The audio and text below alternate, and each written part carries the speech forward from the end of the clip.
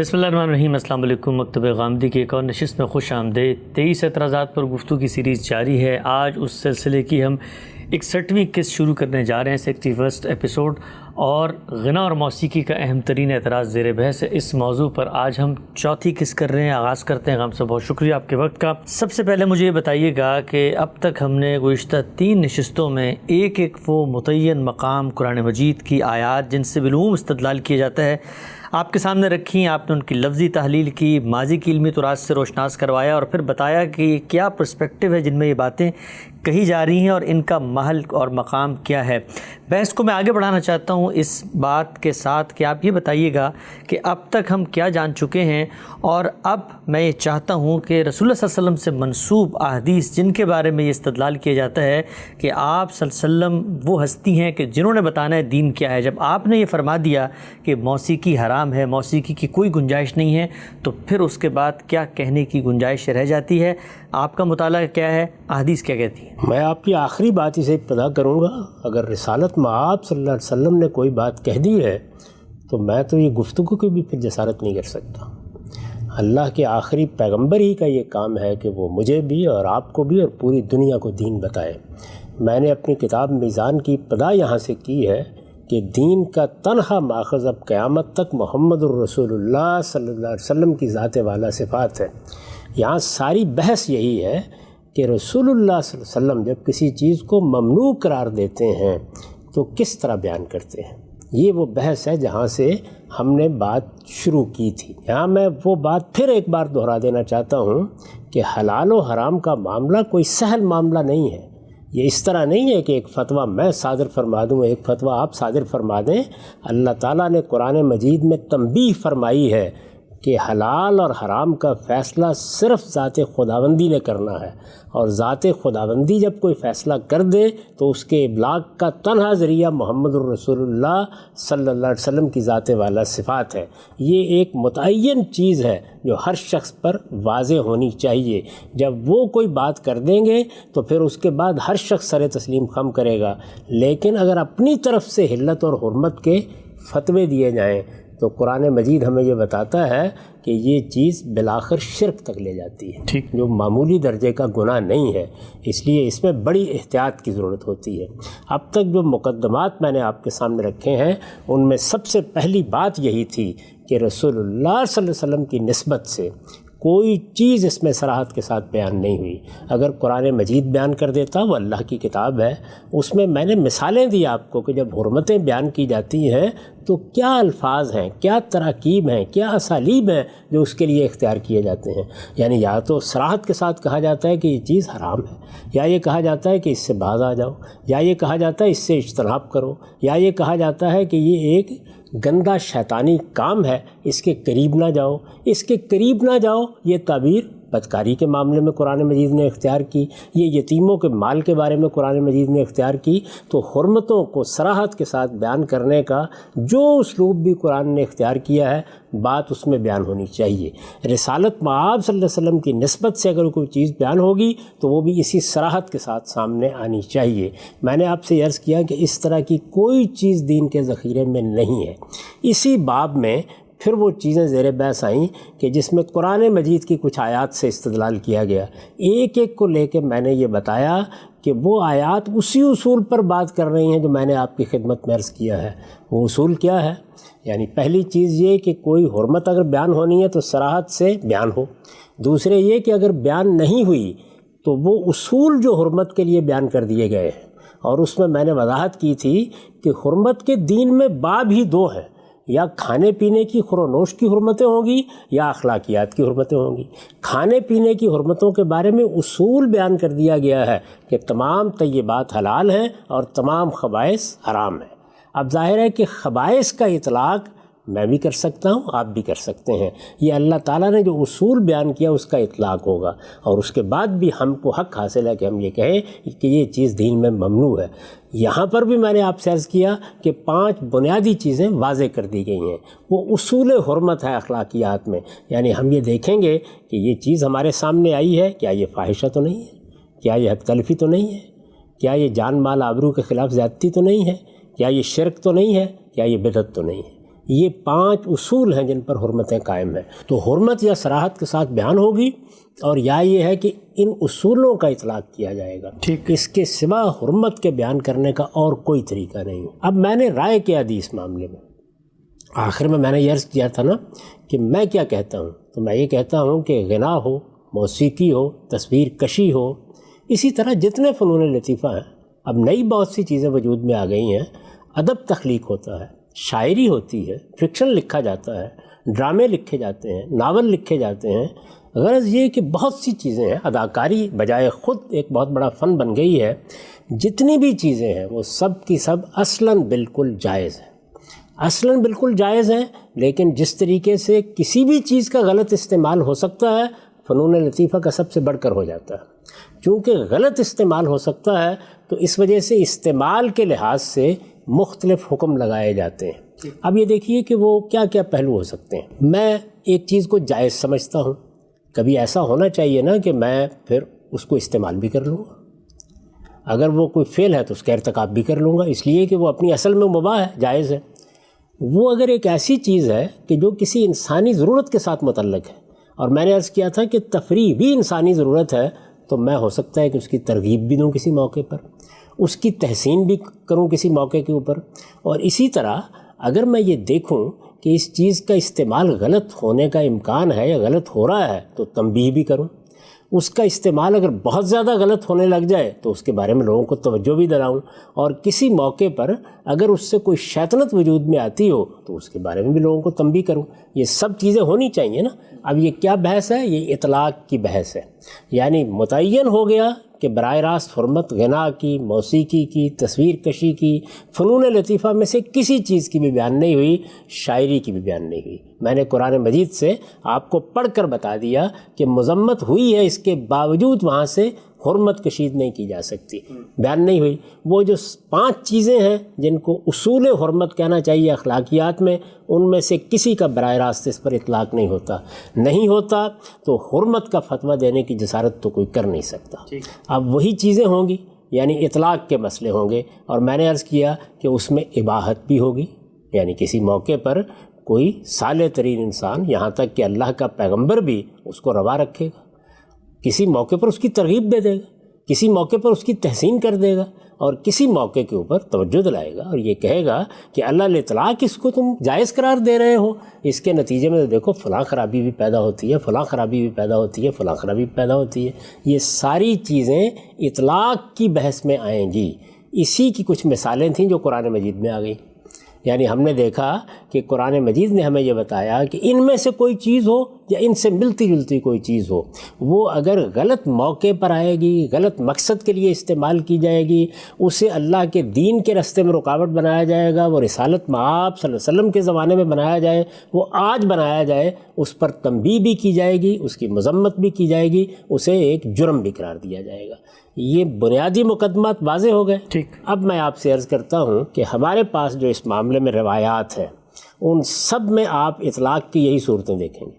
اچھا. یعنی اس میں اس کی اباحت بھی دیکھیں گے، اس میں اس کی ترغیب بھی دیکھیں گے، اس میں اس کی تحسین بھی دیکھیں گے. میں غنا اور موسیقی کے بارے میں بات کر رہا ہوں.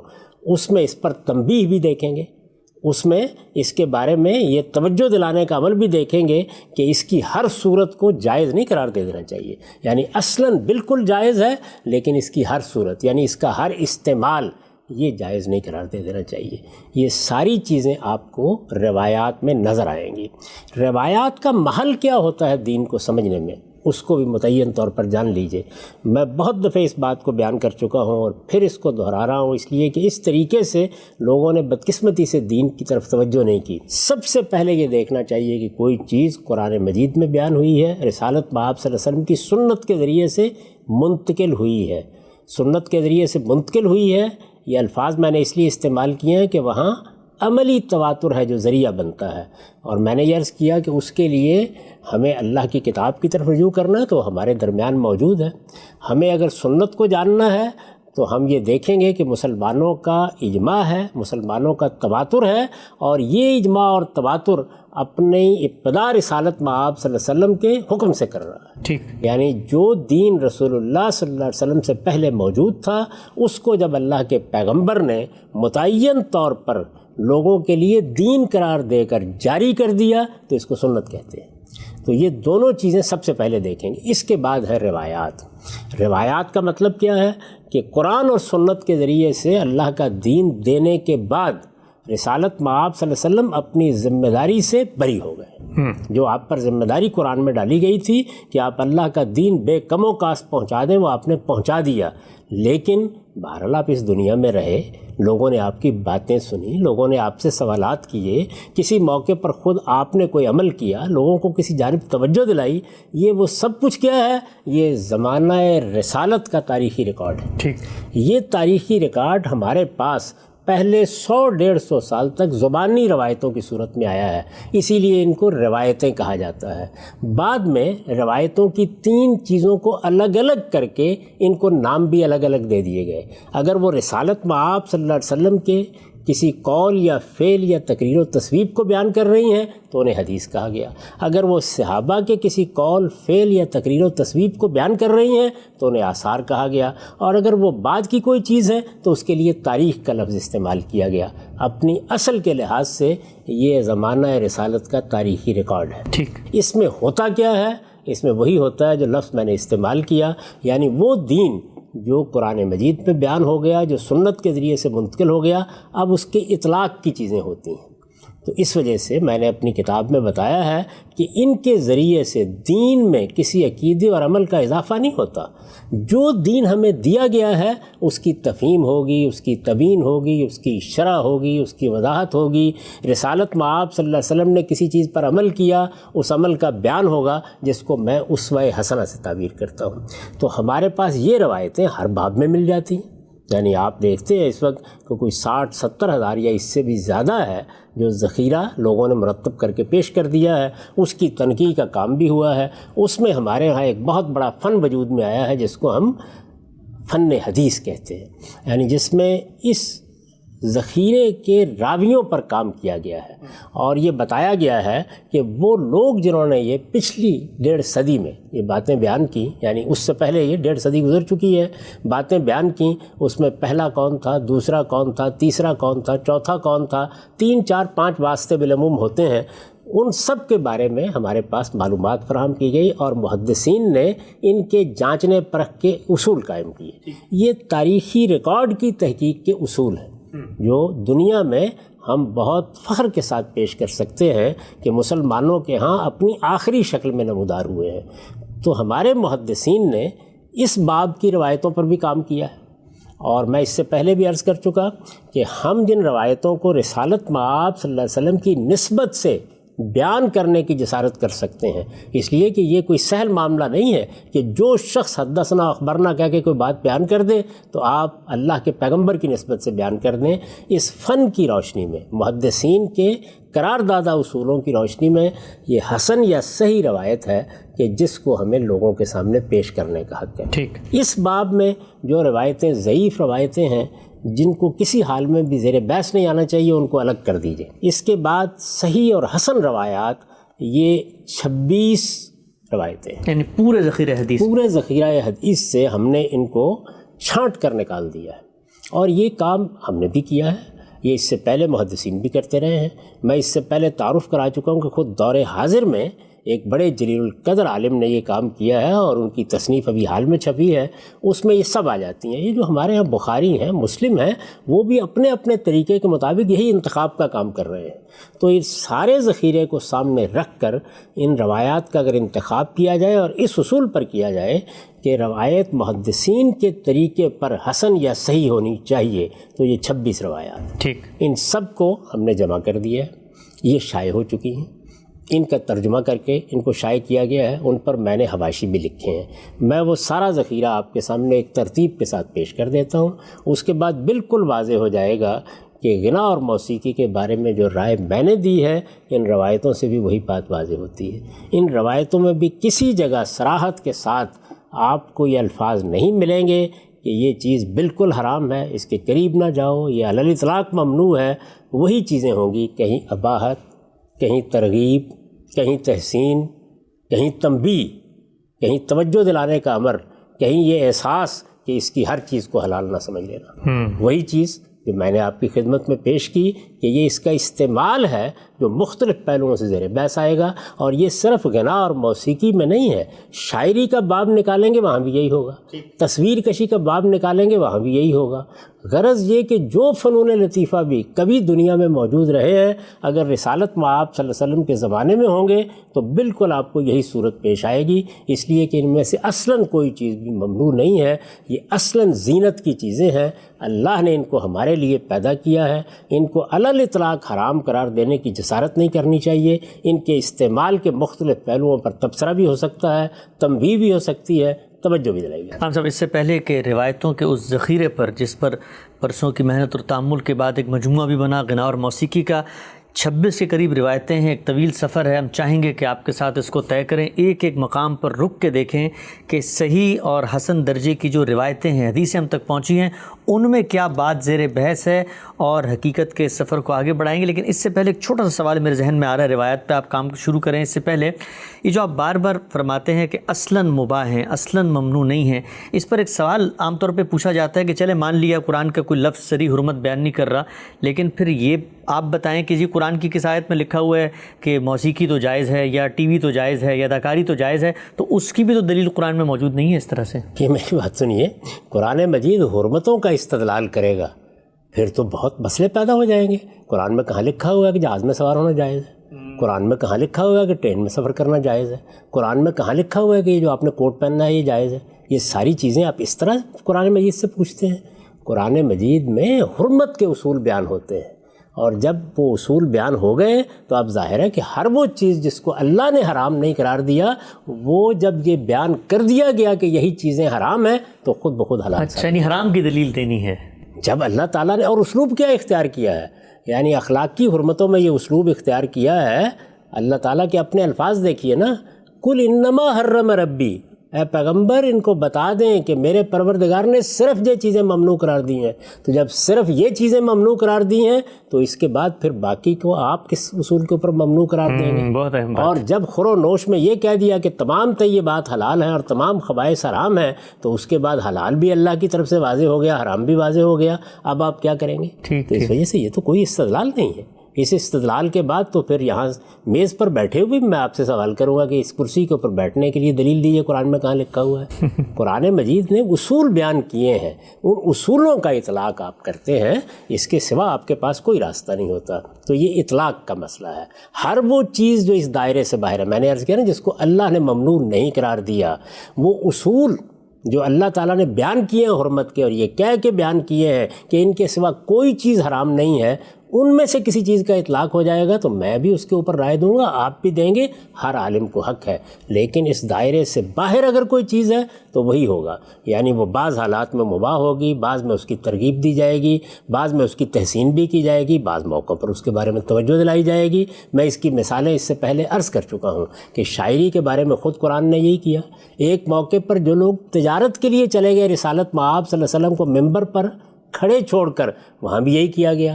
جب رسول اللہ صلی اللہ علیہ وسلم کی دعوت کے مقابل میں یہ چیزیں لائی گئیں تو وہاں بھی اس طرح تبصرہ کیا گیا۔ یہ استعمال پر تبصرے ہیں، یہ ہوں گے، کہیں مذمت کے ہوں گے، کہیں تحسین کے ہوں گے، اور کہیں اور نوعیت سے یہ بیان آئے گا۔ یہی چیز ہے جس کو لوگوں کو سمجھنے اور سمجھانے کی ضرورت ہے کہ حرمت اور حلت کے فیصلے اس طرح نہیں ہوتے جس طرح کہ آپ حضرات بیان کرتے ہیں۔ ہم سب آگے بڑھاتے ہیں سلسلے کو، بیان فرمائیے گا کہ جو روایات کا ذخیرہ ہمارے سامنے موجود ہے، اور آپ فرما رہے ہیں کہ 26 کے قریب یہ صحیح یا حسن روایات ہیں، یہ روایتیں کیا کہتی ہیں؟ میں چاہوں گا کہ ایک ایک روایت کو اگر آپ پڑھ کے اس کا تفصیلی تجزیہ کریں تاکہ لوگوں کے سامنے ایک واضح تصویر آئے کہ رسالت مآب صلی اللہ علیہ وسلم سے منسوب جو بالعموم تبصرے اور باتیں بیان کی جاتی ہیں ان کا محل کیا ہے اور ان میں کیا بات بیان ہو رہی ہے۔ میں اس میں یہ عرض کر دوں، روایتیں میں شروع کرنے والا ہوں، وہ یہ کہ ان میں ہر جگہ ان کا عربی متن پڑھنا بہت طوالت کا باعث بن جائے گا۔ میں نے ان کا ترجمہ کر دیا ہے، میں وہ ترجمہ آپ کے سامنے رکھ دوں گا، حوالہ آپ کو بیان کر دوں گا۔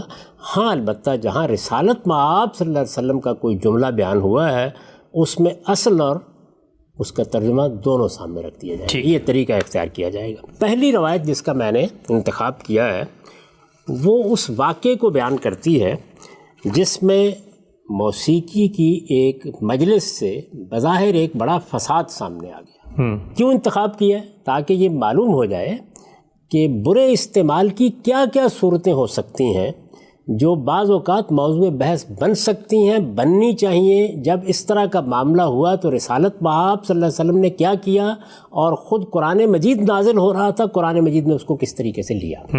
تو اس واقعے سے میں ابتدا کر رہا ہوں۔ یہ واقعہ مدینہ کا ہے، یعنی رسول اللہ صلی اللہ علیہ وسلم کے زمانے میں مکے میں بھی موسیقی کی مجالس ہوتی تھیں۔ آپ اغانی کو دیکھ لیجئے، آپ عربی شاعری کا مطالعہ کر لیجئے، آپ تاریخ عرب کا مطالعہ کیجئے، ہر جگہ آپ کو مل جائے گا کہ وہاں پر جگہ جگہ جس طرح کے آپ کہتے ہیں کہ کوئی پب بنی ہوئی ہے یا کسی جگہ کوئی نائٹ کلب بنی ہوئی ہے، تو ایک قبائلی سے معاشرے میں اس طرح کے حجرے بنے ہوتے تھے، اور ان میں لوگ بالعموم لونڈیوں کا گانا بھی سنتے تھے، ان میں شراب نوشی بھی ہوتی تھی۔ ٹھیک، یہ مکے میں بھی تھا، یہ مدینے میں بھی تھا۔ تو مدینے میں اس طرح کی ایک مجلس کی روداد ہے جو سب سے پہلے میں آپ کے سامنے رکھ رہا ہوں۔ ٹھیک، یہ ذہن میں رہے کہ یہ روایت کہاں سے لی گئی ہے، یہ بخاری سے لی گئی ہے، اور اس کا رقم ہے 3091۔ یعنی یہ قصہ میں پہلے توجہ دلا دوں کہ کسی تاریخ کی کتاب سے نہیں لیا گیا، یہ بخاری کی صحیح سے لیا گیا ہے، اور میں نے اس کا رقم آپ کو بتا دیا۔ میں اس کا ترجمہ پڑھ رہا ہوں۔ سیدنا علی رضی اللہ عنہ نے بیان کیا ہے کہ غزوہ بدر کے اموال غنیمت میں سے ایک اونٹنی میرے حصے میں آئی۔ اچھا، یعنی جب غزوہ بدر کے بعد مال غنیمت تقسیم کیا گیا تو لوگوں کو ظاہر ہے ان کا حصہ دیا گیا، تو یہ کہتے ہیں کہ ایک اونٹنی میرے حصے میں آئی، اور ایک اونٹنی مجھے نبی صلی اللہ علیہ وسلم نے خمس کے حصے سے مزید عنایت فرمائی۔ یعنی جو حصہ رسول اللہ کے لیے مقرر کیا گیا تھا، تو ان کی چونکہ عزیزداری بھی ہے، تو رسول اللہ صلی اللہ علیہ وسلم نے اپنے حصے میں سے ایک اور اونٹنی ان کو دی۔ چنانچہ میں نے ارادہ کیا کہ رسول اللہ صلی اللہ علیہ وسلم کی صاحبزادی فاطمہ سے نکاح کر کے انہیں اپنے گھر لے آؤں۔ تو میں نے بنی قینقاع کے ایک سنار کے ساتھ یہ طے کیا کہ وہ میرے ساتھ چلے اور ہم ان اونٹنیوں پر لاد کر اذخر گھاس لے آئیں۔ اچھا، یعنی 2 اونٹنیاں ہو گئیں۔ اب یہ کہتے ہیں کہ سیدہ کے ساتھ میرے نکاح کا موقع تھا، میں نے یہ فیصلہ کیا کہ ایک سنار کے ساتھ جا کر میں مدینے کے نواح سے اذخر گھاس لے آؤں۔ کس لیے؟ میں چاہتا تھا کہ اس گھاس کو سناروں کے ہاں فروخت کر کے اس کی قیمت سے اپنے نکاح کے ولیمے کا بندوبست کروں۔ دیہاتی زندگی میں اگر آپ گھاس لے آئے ہیں، کہیں سے چارہ لے آئے ہیں، کہیں سے ایندھن لے آئے ہیں، یا لکڑیاں کاٹ لائے ہیں، تو ان کو آپ بازار میں بیچ سکتے تھے۔ تو انہوں نے یہ فیصلہ کیا کہ وہ اس طرح سے اذخر گھاس لے آئیں اور وہ بیچتے۔ یہ قیمتی گھاس سمجھی جاتی تھی، یہ بیچ دیں گے، اس سے کچھ نہ کچھ یافت ہو جائے گی، اپنے نکاح کے ولیمے کا بندوبست کر سکیں گے۔ میں ان اونٹنیوں کا، یعنی سیدنا علی کہتے ہیں، میں ان اونٹنیوں کا ساز و سامان، پالان اور تھیلے اور رسیاں جمع کر رہا تھا، اور میری یہ دونوں اونٹنیاں ایک انصاری کے مکان کے پاس بیٹھی تھیں۔ یعنی اونٹنیاں انہوں نے ایک انصاری کے مکان کے سامنے بٹھا دیں، اور ان کو لے جانے کے لیے جو ضروری سامان ہوتا ہے، جس کو انہوں نے بیان کیا ہے، کچھ ساز و سامان ہوگا، کچھ پالان ہوں گے، کچھ تھیلے ہوں گے، کچھ رسیاں ہوں گی، اس لیے کہ سامان لاد کے لانا ہے، اذخر گھاس لاد کے لانی ہے۔ تو وہ کہتے ہیں کہ میں وہ سب چیزیں جمع کر رہا تھا۔ میں یہ سب چیزیں اکٹھی کر کے لوٹا، یعنی اونٹنیاں انہوں نے انصاری کے مکان کے باہر بٹھا دیں، خود چلے گئے کہ یہ سب چیزیں جمع کر کے لائیں۔ وہ سب چیزیں جمع ہو گئیں، لوٹے۔ میں یہ سب چیزیں اکٹھی کر کے لوٹا تو کیا دیکھتا ہوں کہ میری اونٹنیوں کے کوہان اسی اثناء میں کاٹ دیے گئے، ان کے پیٹ چیر دیے گئے، اور ان کے اندر سے ان کے جگر نکال لیے گئے۔ یعنی واپس آئے تو اونٹنیوں کو اس حال میں دیکھا۔ میں نے دونوں اونٹنیوں کو اس حال میں دیکھا تو بے اختیار رو پڑا۔ یعنی وہ تو اونٹنیوں کو لے کے اپنے ولیمے کا سامان کرنے جا رہے تھے، تو کہتے ہیں کہ میں رو پڑا۔ میں نے لوگوں سے پوچھا یہ کس نے کیا ہے؟ لوگوں نے بتایا کہ حمزہ بن عبد المطلب نے، یعنی رسول اللہ صلی اللہ علیہ وسلم کے چچا۔ وہ یہ کہتے ہیں کہ یہ تو حمزہ نے کیا ہے، اور وہ یعنی کون؟ حمزہ اس گھر میں، وہی انصاری کا گھر جس کے سامنے وہ اپنی اونٹنیاں بٹھا کر گئے ہیں، اور وہ اس گھر میں انصار کے بعض مینوشوں کے ساتھ بیٹھے شراب پی رہے ہیں۔ اچھا، یعنی اس گھر میں ایک شراب کی مجلس آراستہ ہے، اور حمزہ بھی وہاں ہیں، اور وہ بیٹھے ہوئے وہاں پہ شراب پی رہے ہیں۔ یہ انہوں نے تمہاری اونٹنیوں کے کوہان کاٹ دیے ہیں، یہ انہوں نے ان کے پیٹ چیر دیے ہیں، یہ انہوں نے ان کے کلیجے نکال لیے۔ لوگوں نے بتایا کہ حمزہ بن عبد المطلب نے، اور وہ اس گھر میں انصار کے بعض مے نوشوں کے ساتھ بیٹھے شراب پی رہے ہیں، وہاں ان کے دوست اور ان کے ساتھ ایک گانے والی بھی ہے، یعنی وہ باقاعدہ سرود کی مجلس بھی ہے، شراب نوشی بھی ہو رہی ہے، مے خانہ ہے، اور اس میں جس طرح شراب پی جا رہی ہے اسی طریقے سے ایک گانے والی وہاں گانا بھی گا رہی ہے۔ وہاں ان کے دوست اور ان کے ساتھ ایک گانے والی بھی ہے۔ یہ مدینے کا واقعہ ہے۔ یہ ذہن میں رہے کہ یہ بدر کے بعد کا واقعہ ہے، یعنی بدر کا معرکہ ہو چکا ہے، یہ اس کے بعد کا واقعہ ہے، کیونکہ اس روایت کی شروع میں آپ نے یہ دیکھا ہے کہ سیدنا علی یہ بیان کرتے ہیں کہ بدر کے مال غنیمت میں سے مجھے ایک اونٹنی دی گئی تھی۔ تو یہ روایت بتا رہی ہے کہ بدر کا معرکہ ہو چکا ہے، ابھی ظاہرہ احد کا نہیں ہوا، اس لیے کہ احد میں سیدنا حمزہ شہید ہو گئے تھے، تو اس لیے یہ وہ درمیانی عرصہ ہے جس میں یہ واقعہ پیش آیا۔ وہاں ان کے دوست اور ان کے ساتھ ایک گانے والی بھی ہے۔ اس نے جب گانے میں یہ کہا کہ حمزہ اٹھو، یعنی اس نے گانا گایا گانے کی مجلس میں، یہ اب لوگوں نے ان کو بتایا ہے، اس نے جب اپنے گانے میں یہ کہا کہ حمزہ اٹھو اور ان فربا اونٹنیوں کو ذبح کر ڈالو، یعنی گانا گاتے ہوئے اس نے کچھ اشعار پڑھے ہوں گے، ان میں سے ایک مصرع یہاں روایت ہوا ہے۔ وہ مصرع کیا ہے؟ الا یا حمز للشرف النوائی، اس میں گویا اس نے ترغیب دی کہ تم اٹھو۔ بالعموم اس طرح کے موقعوں کے اوپر گانے والی یہ کہتی ہے کہ اگر میرا گانا سن رہے ہو اور واقعی پسند کر رہے ہو تو ذرا یہ کارنامہ کر کے دکھاؤ۔ تو اس نے یہ مصرع پڑھا اور ظاہر ہے کچھ اور اشعار بھی پڑھے، اس کے نتیجے میں یہ اٹھے۔ اس نے جب اپنے گانے میں یہ کہا کہ حمزہ اٹھو اور ان فربا اونٹنیوں کو، یعنی جو باہر بیٹھی ہوئی تھی، اور ان فربا اونٹنیوں کو ذبح کر ڈالو، تو حمزہ یہ سنتے ہی اپنی تلوار کی طرف لپکے اور اس سے دونوں اونٹنیوں کے کوہان کاٹ ڈالے، پیٹ پھاڑ کر ان کے کلیجے نکال لیے۔ اچھا، یعنی یہ حادثہ ہوا۔ علی رضی اللہ عنہ کہتے ہیں کہ میں وہاں سے چلا اور سیدھا نبی صلی اللہ علیہ وسلم کی خدمت میں حاضر ہو گیا۔ آپ کے پاس اس وقت زید بن حارثہ بیٹھے ہوئے تھے۔ مجھ کو دیکھتے ہی آپ سمجھ گئے کہ میں کسی صدمے سے دوچار ہوں۔ بڑا حادثہ ہوا تھا، یعنی وہ تو ایک بڑے مقصد کے لیے یہ سب کر رہے تھے۔ میں کسی صدمے سے دوچار ہوا ہوں، چنانچہ آپ نے پوچھا، یعنی رسول اللہ صلی اللہ علیہ وسلم نے پوچھا کیا بات ہے؟ میں نے عرض کیا یا رسول اللہ، میں نے جیسا برا دن آج دیکھا ہے کبھی نہیں دیکھا۔ حمزہ نے میری دونوں اونٹنیوں پر دسترازی کی، ان کے کوہان کاٹے اور پیٹ چاک کر دیے ہیں، اور وہ یہاں اپنے دوستوں کے ساتھ ایک گھر میں مے نوشی کی مجلس لگائے بیٹھے ہیں۔ یہ میں نے، سیدنا علی کہتے ہیں، رسول اللہ صلی اللہ علیہ وسلم کو جا کر بتایا۔ نبی صلی اللہ علیہ وسلم نے یہ سن کر اپنی چادر منگوائی، اسے پہنا اور چل پڑے۔ چادر سے مراد ہے یعنی وہ چادر اوپر اوڑی جاتی ہے۔ نبی صلی اللہ علیہ وسلم کی معاشرت میں یہ عام طریقہ تھا کہ شرفاء اس طرح چادر لے کر جاتے تھے۔ نبی صلی اللہ علیہ وسلم نے یہ سن کر اپنی چادر منگوائی، اسے پہنا اور چل پڑے۔ میں اور زید بن حارثہ جو وہاں بیٹھے ہوئے تھے، میں اور زید بن حارثہ بھی آپ کے پیچھے آپ کے ساتھ چلے، یہاں تک کہ آپ اس گھر تک جا پہنچے جہاں حمزہ تھے۔ آپ نے اندر داخل ہونے کی اجازت چاہی، لوگوں نے اجازت دی، آپ داخل ہوئے تو کیا دیکھتے ہیں کہ وہ سب مے نوشی میں مشغول ہیں، یعنی وہاں وہ مجلس اسی طرح جاری ہے، شراب پی جا رہی ہے۔ حمزہ نے جو کچھ کیا تھا، رسول اللہ صلی اللہ علیہ وسلم انہیں اس پر ملامت کرنے لگے۔ ظاہر ہے کہ یہ ایک بڑا حادثہ تھا، یہ نہیں ہونا چاہیے تھا، تو رسول اللہ صلی اللہ علیہ وسلم ملامت کرنے لگے۔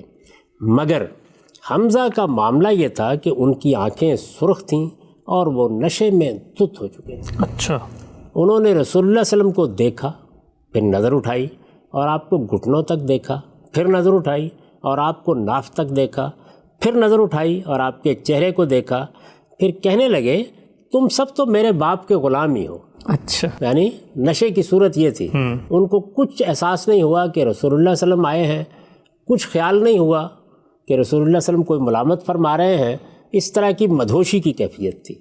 رسول اللہ صلی اللہ علیہ وسلم نے یہ دیکھ کر محسوس کر لیا کہ وہ سخت نشے میں ہے، چنانچہ آپ فوراً پلٹے اور وہاں سے نکلے، چنانچہ ہم بھی آپ کے ساتھ باہر آ گئے۔ یہ واقعہ اس میں دیکھ لیجئے کہ شراب نوشی بھی تھی اور گانا گانے والی بھی موجود تھی۔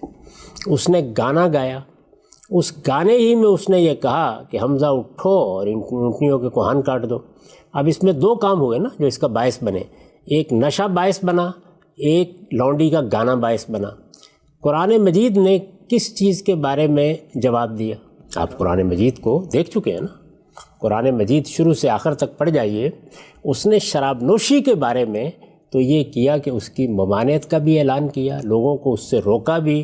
پہلے یہ کہا کہ نماز نشے کی حالت میں نہیں پڑھنی ہے، اس کے بعد یہ بتا دیا کہ رجسم من عمل الشیطان، علی الاطلاق حرمت، علی الاطلاق بتا دیا۔ یعنی کوئی چیز جب اصلاً ممنوع قرار دی جاتی ہے تو یہ طریقہ۔ اب یہ واقعہ ہوا، ایک بڑا واقعہ ہوا، بڑا حادثہ ہوا، یہ کوئی مکے کی ابتدائی زندگی میں نہیں ہوا، یہ مدینہ میں ہوا ہے، یہ جنگ بدر کے بعد ہوا ہے۔ لیکن یہ کیسی تعجب کی بات ہے کہ قرآن مجید اس کے باوجود اس پر کوئی تبصرہ نہیں کرتا۔ بہت اہم نقطہ، کوئی تبصرہ نہیں کرتا۔ کیوں نہیں کرتا؟ اس لیے کہ یہ اصلاً کوئی ممنوع چیز نہیں ہے۔ اگر کسی موقع پر اس کا غلط استعمال ہوا ہے تو وہاں لوگوں کو توجہ دلانی۔ شراب اصلاً ممنوع ہے، شراب اصلاً ممنوع ہے، یعنی یہ فرق سمجھانا مقصود تھا کہ یہ خیال نہیں کرنا چاہیے کہ قرآن مجید میں اس لیے زیر بحث نہیں آیا ہوگا کہ اس زمانے میں کچھ ہوتا ہی نہیں ہوگا۔ یہ سب کچھ ہوتا تھا۔ اگر موقع ہوتا تو میں آپ کو بتاتا کہ اغانی نے اس کی کیا کیا تفصیلات بیان کی ہیں، عربی ادب میں اس کے کیا شواہد ملتے ہیں، یہ کس طرح کے گانے تھے، کس طرح کے مزامیر تھے، کس طرح کے آلات موسیقی ہوتے تھے جن کے ساتھ یہ مجالس منعقد ہوتی تھی، ان سب کا ذکر موجود ہے۔ اس سب کے باوصف یہ مجلس مدینہ میں ہے، اس میں سیدنا حمزہ ہیں جن سے یہ واقعہ ہوا ہے، سیدنا علی ہیں جن کے ساتھ یہ ہوا ہے، رسالت مآب صلی اللہ علیہ وسلم اس مجلس میں گئے ہیں، آپ یہ بھی نہیں کہہ سکتے کہ معلوم نہیں ہوا۔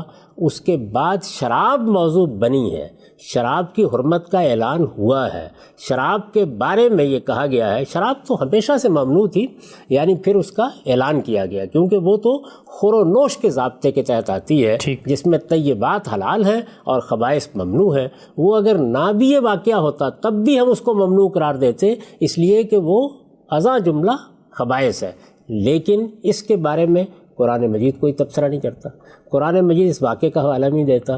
رسالت مآب صلی اللہ علیہ وسلم نے بھی اگلے دن جا کے جمعے کے خطبے میں یا لوگوں کو بلا کر یہ نہیں کہا کہ آج سے یہ مجالس بند کی جا رہی ہیں، آج سے کوئی گانا گانے والی گانا نہیں گائے گی، یہ سب چیزیں یہاں ممنوع قرار دے دی گئی ہیں۔ اس طرح کا کوئی معاملہ نہیں ہوا۔ کیا اس کا مطلب یہ ہے کہ اس کا یہ استعمال جائز ہے؟ نہیں، استعمال پر تنبیہ کے مواقع ہوتے ہیں، کبھی کی جاتی ہے، کبھی گوارا کیا جاتا ہے، کبھی توجہ دلائی جاتی ہے، کبھی لوگوں کو چند بنیادی باتیں بتا کے چھوڑ دیا جاتا ہے کہ وہ خود اس کا خیال رکھتے ہیں، یہ سب چیزیں ہوتی ہیں۔ لیکن اگر کوئی چیز اصلاً ممنوع ہے تو پھر تو اگلے دن قرآن مجید کو بھی توجہ دلانی چاہیے تھی، بلکہ اعلان کرنا چاہیے تھا اور رسول اللہ کو بھی اعلان کرنا چاہیے۔ یعنی ممکن اگر سیدنا حمزہ ہوش میں ہوتے تو شاید وہ اس غلط اشعار کو سننے کے باوجود بھی اس طرف نہ جاتے جو نشے کی وجہ سے ان سے ہو گیا۔ یعنی یہ بات ہے نا، اس روایت کے اوپر غور کرنا چاہیے، دیکھنا چاہیے۔ یہاں سے میں نے ابتدا کی، یعنی سب سے پہلے یہ دیکھیے کہ کیا چیز ہے جو ہوئی ہے، واقعہ کتنا غیر معمولی ہے، کس طرح سے ان کی اونٹنیوں کے کوہان کاٹ دیے گئے ہیں۔ اس موقع کے اوپر میں آپ اگر ہوں تو ہو سکتا ہے کہ جوش میں آ کے ساری مجالس ہی بند کر دیں، لیکن قرآن مجید نے جو طریقہ اختیار کیا وہ عین انسانی فطرت کے مطابق ہے۔ ایک چیز اصلاً ممنوع ہے، تدریج کے ساتھ توجہ بھی دلائی گئی اور اس کی حرمت کا اعلان بھی کیا گیا۔ نہ ہوتا تب بھی اس کے لیے اصول موجود تھا کہ اس کی حرمت کا فیصلہ کوئی فقیہ کر دیتا، لیکن خود قرآن نے ایک سوال کے جواب میں یہ وضاحت بھی کر دی، غنا کے بارے میں اس طرح کی کوئی چیز نہیں کی، درا حالے کہ یہاں پر ایک مغنیہ کے گانے ہی سے تحریک پا کر نشے کی حالت میں اونٹنیوں کے کوہان کاٹ دیے گئے۔ یہ ایک روایت ہے، اور میں عرض کر چکا کہ یہ صحیح بخاری میں ہے، اس کا رقم ہے 3091۔ اب سر روایت کا یہ مضمون تو بالکل واضح ہے، غنا اور موسیقی کس پہلو سے یہاں زیر بحث ہے، اور رسول اللہ صلی اللہ علیہ وسلم کا جو رویہ ہے وہ وہی بات، وہی نقطہ نظر جو قرآن مجید سے سامنے آتا ہے۔ ایک پہلو یہاں مجھے لگا شاید سننے والوں کو بھی محسوس ہو رہا ہو کہ یہ بدر کا مارکہ بھی ہو گیا، مسلمان مدینے میں بھی چلے گئے، اتنے بڑے بڑے صحابہ ہیں، جلیل القدر صحابہ، یہ شراب کو پینے کے حوالے سے ان کا یہ عمل یہ کچھ سمجھ میں نہیں آتا، یعنی یہ شراب کیا اس وقت بھی پی جا رہی تھی، مکمل ممنوع نہیں ہوئی تھی، اس کی کیا وجہ ہے؟ یہ بات تو خود قرآن مجید سے واضح ہے، یعنی اس میں روایت نے ہمارے علم میں کیا اضافہ کیا؟ یہ معلوم ہے کہ عربوں کے یہاں شراب نوشی ہوتی تھی، یہ معلوم ہے کہ ان کے یہاں اس طرح کی مجالس بھی ہوتی تھیں، یہ نہیں ہے کہ شراب کبھی جائز بھی رہی ہے، یہ بالکل غلط تعبیر ہے۔ بہت سی چیزیں ہیں جو کسی معاشرے میں ہو رہی ہوتی ہیں، اب آپ تدریج کے ساتھ لوگوں کو ان سے روکتے ہیں۔ قرآن مجید نے پہلے یہ اصول واضح کر دیا کہ تمام طیبات حلال ہیں اور تمام خبائث ممنوع ہیں۔ یہ اس بات کا پیغام تھا کہ لوگ آپ سے آپ اس کو چھوڑ دیں۔ اس کے بعد اگلا مرحلہ آیا اور اگلے مرحلے میں لوگوں کو توجہ دلائی گئی کہ نشے کی حالت میں شراب پی کر تم نماز پڑھنے کے لیے آ جاتے ہو، تو یہ کہا گیا کہ نماز کے کبھی قریب بھی نہ جائے وَأَنْتُمْ سُكَارَىٰ، جب کہ تم نے شراب پی ہوئی ہو یا تم نشے میں ہو۔ تو یہ گویا تنبیہ تھی اس بات کی کہ لوگ اب اس پہ غور کریں، اور یہ ایک خبیث چیز ہے بلکہ ام الخبائث ہے، اس سے نجات حاصل کریں۔ پھر اگلا مرحلہ وہ آیا کہ جب لوگوں نے بار بار سوال کیا تو چونکہ ایک عام عادت تھی لوگوں کی، تو اب قرآن مجید نے وہ بات کہی کہ یہ شراب اور یہ جوا یہ رجس من عمل الشیطان ہے، اور پھر یہ کہا کہ اس سے اجتناب کرو، اس سے رک جاؤ، اور پھر بہت زور کے ساتھ فرمایا فَهَلْ أَنْتُمْ مُنْتَهُونَ، تم اس سے باز آتے ہو۔ تو وہ سب چیزیں جو معاشرے میں رائج ہو چکی ہوں، جن میں لوگ مبتلا ہوں، جن کی عادت ہو چکی ہو، ان کو تدریج کے ساتھ اسی طرح ممنوع قرار دیا جاتا ہے۔ اسی لیے تو میں عرض کر رہا ہوں کہ یہ ممانعت اس کی تو ہو گئی، لیکن یہ کہ غنا کے معاملے میں آخر تک کوئی تبصرہ اس نوعیت کا نہیں کیا۔ صاحب ہمارا وقت یہاں پہ مکمل ہوتا ہے۔ بہت تفصیل سے آج ہم نے اصولی طور پہ یہ سمجھا کہ یہ جو روایتیں ہیں ان کا پس منظر کیا ہے، ان میں اگر غنا اور موسیقی کے حوالے سے کوئی بات زیر بحث آتی ہے تو اس کا محل مقام اور اس کا کانٹیکسٹ کیا ہے۔ ایک پہلی روایت بہت اہم اور بڑی تفصیلی روایت، بلکہ اس روایت کو پڑھنے کے بعد کچھ اور بڑے سوالات ہیں جو آپ کے پچھلے مقدمے کو محکم کرتے ہیں کہ اس سب کے باوجود کہ عرب جانتے تھے موسیقی کا استعمال بھی تھا اور غلط استعمال بھی تھا، پھر بھی کوئی صریح حرمت بیان قرآن میں نہیں ہوئی، اس کی کیا وجہ ہے؟ سلسلے کو آگے بڑھائیں گے، بہت ساری روایتیں ہیں، وقت یہاں پہ مکمل ہوتا ہے۔ اجازت دیجیے گا، آپ کے وقت کا بہت شکریہ۔ بہت شکریہ۔